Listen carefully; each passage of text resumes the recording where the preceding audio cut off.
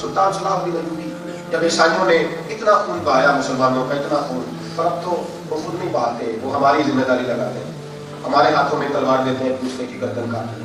اب ہم خود ہی کافی ہیں، جنگ لگی ہوئی ہے، شام میں 4 لاکھ لوگ قتل ہو چکے ہیں، روز خون بہتا ہے، لیکن وہ ان سے جب پوچھا جاتا ہے ان سے تو کہتے ہیں باغیوں کو گزر رہے ہیں۔ کس کے باغی ہیں؟ اللہ کے، اس کے رسول کے، دین کے؟ کہتے نہیں ہمارے باغی ہیں۔ آپ کون ہوتے ہیں؟ انگریزوں کے وظیفہ خواہ آپ کون ہوتے ہیں؟ ان کے قدموں میں بیٹھ کر حکومتیں مضبوط کرنے والے کون ہیں آپ لوگ؟ آپ کون ہیں؟ اسلام بیچنے والے، مسلمانوں کا خون بیچنے والے کون ہیں آپ؟ لوگوں کا خون بہایا جاتا ہے، قتل و غارت ہوتی ہے۔ میرے نبی پاک صلی اللہ علیہ وسلم کے جو مان سلطان صلاح الدین ایوبی، جب فلسطین میں خون بہایا گیا اور اتنا سخت خون، کچی سڑکیں تھی فلسطین کی، لیکن مسلمانوں کو اتنا قتل کیا گیا کہ گھوڑے جب سڑکوں پہ چلتے تھے تو ان کے پیر پھسلتے تھے، اتنا خون تھا۔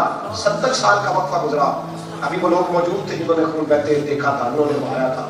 سلطان صلاح الدین ایوبی میدان میں آئے اور بہت بڑا سپہ سالار جو تھا مقابلے میں نکلا، اسی فلسطین میں کھڑے ہو کر سلطان صلاح الدین ایوبی نے فتح کی۔ جو سپہ سالار تھا اس کی کئی بیویاں، کئی بچے تھے، ایک بیوی دوڑی آئی، وہ کہنے لگی میرا خاوند تو قتل ہو گیا ہے لیکن میرے 2 بچے کھو گئے، یا تو قتل کر دیے گئے یا اغوا کر لیے، سلطان میرے بچے میرے بچے میرے بچے، ماں رونے لگی۔ سلطان نظر ڈالی، کہا اس کے بچے کدھر ہے؟ اس نے اپنے نفس کہے، سمجھتی تھی نا جیسے سارے ظالم ہوتے ہیں، شاید معاذ اللہ مسلمان بھی، کہنے لگی سلطان میرے بچے اگر کسی فوجی کے قبضے میں ہیں تو انہیں کہو قتل کرنے سے پہلے ایک دفعہ مجھے ملا ہی دے، مارنے سے پہلے ملا ہی دے۔ وہ ایک بچہ قتل کر دیا نا، وہاں قتل کر دیا، تم سے میروا کر کے انسانی سمجھ لو۔ اس کو کہا کہ لاش واپس کر دو، تو کہا 2 لاکھ روپے لیں گے، لاش دینے کا 2 لاکھ روپے، لاشوں میں سودے ہو گئے، کفن بکتا ہے، کفن بکتا ہے، اتنی بڑی تنقیدی، اتنا بڑا ظلم۔ سلطان صلاح الدین ایوبی سے سپہ سالار کی بیوی جو مقابلے میں آیا، کہنے لگی میرے بچے مجھے دے دیے اور اگر قتل ہو گئے ہیں تو مجھے چہرہ ہی دکھا دیا جائے گا۔ سلطان نے نظر ڈالی، فرمایا فٹافٹ بچے پکڑ کے لاؤ، کہاں ہے ڈھونڈو۔ تھوڑی دیر کے بعد کہنے لگے نہیں تم نہیں، میں خود ڈھونڈنے لگا۔ بیوی کو ساتھ لیا، ساری فوجوں میں ڈھونڈنے لگی، پہاڑ کے پیچھے اس کے بچے، اس کے جوان بچے بھی تھے، یہ 2 چھوٹے بچے ساتھ تھے، پہاڑ کے پیچھے سلطان خود اٹھا کے لائے۔ 2 فوجیوں کو کہا ان بچوں کو ساتھ لو، تلواریں پکڑو، ان کی ماں کو بٹھاؤ، جہاں یہ بیوی کہتی ہے وہاں حفاظت کے ساتھ پہنچا کے آؤ، حفاظت کے ساتھ پہنچا کے آؤ۔ بیوی پلٹی واپس اور سلطان صلاح الدین ایوبی سے کہنے لگی میں ان لوگوں کو جانتی ہوں جن کے بازو کاٹے تھے میرے شوہر نے، میرے سامنے اس نے خون بہائے تھے، تو مجھے اعزاز کے ساتھ کیوں بھیج رہا ہے؟ 70 سال کو گزرے ہیں جہاں خون بہایا تھا مسلمانوں کا، ہم نے کھوپڑیوں کے مینار بنائے تھے، ہم نے ساری سڑکیں خون سے بھر دی تھی، تو اتنی مہربانی کیوں کر رہا ہے؟ سلطان صلاح الدین ایوبی کی آنکھوں میں آنسو آ گئے، کہنے لگے بی بی کیا بتاؤں، میں محمد عربی کا ماننے والا ہوں، میرے پاؤں میں حضور کے قانون کی زنجیر ہے، میں کیا کروں؟ مجھے میرے قریب نے حکم دیا ہے کہ جہاد پہ نکلو تو نہتوں پہ تلوار نہیں اٹھانی، جو مقابلے میں نہ آئے اس پر تلوار نہیں اٹھانی، عورت پہ ظلم نہیں کرنا، بچے پہ زیادتی نہیں کرنی، فصلوں کو اجاڑنا نہیں، درختوں کو کاٹنا نہیں، کوئی ظلم اور زیادتی نہیں کرنا، میں تیرے ساتھ کیسے جا تو آزادی سے اپنے گھر۔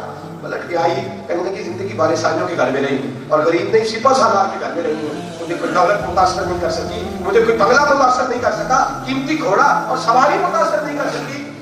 کہنے لگی میں نے ابو بکر عمر عثمان طلحہ زبیر کو نہیں دیکھے، میں نے فاطمہ عائشہ خدیجہ کے ساتھ کا وقت نہیں گزارا، تجھے دیکھا ہے اور وہ بھی فوجی لباس پہنے ہوئے دیکھا ہے، اگر تیری طبیعت میں اتنی نرمی ہے تو مصطفیٰ کے پاس بیٹھنے والوں میں ایک سانس کی دولت تلاش کر۔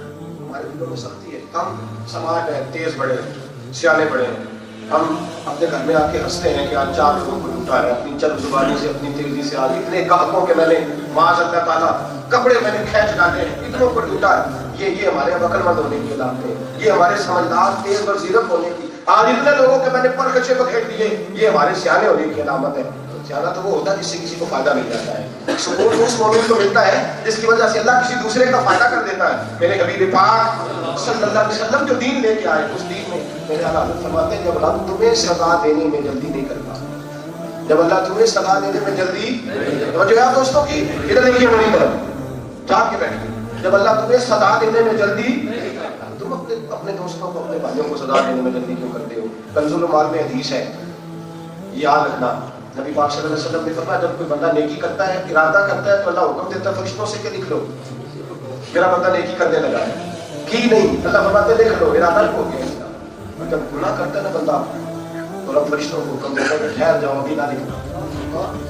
یہ حدیث میں لفظ ہے کنز المال میں، نبی پاک علیہ السلام نے فرمایا 24 گھنٹے تک 24 घंटे तक रब का हुक्म है कि इंतजार करो, शायद की तौबा कर ले, इसकी गलती लिखो ना, शायद तौबा कर ले। अगर 24 घंटों में एहसास हो गया, तौबा हो गई, तो गुनाह नहीं लिखा जाता, और अगर एहसास नहीं होता तो लिखा जाता है। पर मैं रब तो तुम्हें सजा देने में रब होकर इंतजार करता है, और तुम 1 मिनट नहीं लगाते दूसरे को सजा देने में। फटाफट फटाफट सजा, फटाफट। मुझे कह दिया माँ बदौलत कोई मेरी ही गलती करती, मेरी ही नाफरमानी, मेरे सामने तुम्हें पता नहीं मैं क्या बनाऊं। आला हज़रत के वालिद गिरामी मौलाना नकी अली खान साहब कहते हैं मेरी छोटी सी बेटी थी, तो कुछ दोस्तों ने आर्य तंजीम कि हम ये काम करेंगे, कुछ दिनों के लिए दे दे, मैंने चाबी दे दी, छोटी सी ले ली, 4-5 मरते जमीन मुश्तमिल। तो कहते उन्होंने अपनी मर्जी से कुछ दरख्त काट दिए, कुछ चीजें सीधी कर दी। मैं पहुंचा, मैंने देखा, मुझे गुस्सा आया, मैंने कहा मेरी जगह पे मेरी मर्जी के खिलाफ, कहते बस मेरी जुबान से ये लफ्ज़ अदा हुए तो फिर मेरे आंसू टपक गए।